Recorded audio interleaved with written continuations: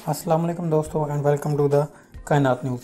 दोस्तों, ट्रेन का सफ़र बहुत ही ज़्यादा मज़ेदार और दिलचस्प होता है और पाकिस्तानी इस सफ़र को पसंद भी करते हैं, लेकिन आपने रेल के साथ साथ इसकी पटरियों की तरफ नज़र दुराई है कि वो हमेशा एक ही जगह पर साकत रहती हैं।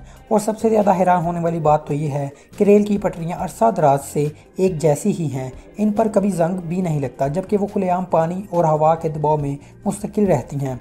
वजह रेलवे की पटरियाँ इस वजह से जंग आलूद नहीं होती हैं क्योंकि इनमें इस्तेमाल होने वाला स्टील घरों में इस्तेमाल होने वाले स्टील से बहुत ज़्यादा महफूज, मजबूत और मुनफरिद होता है, क्योंकि इसमें हेड फील्ड मैग्नेट का इस्तेमाल होता है और साथ ही इसमें मैग्नीज़ के आला मेयार की सकाफ़तें भी शामिल की जाती हैं। यही असल वजह है कि इन पटरियों में जंग नहीं लगता।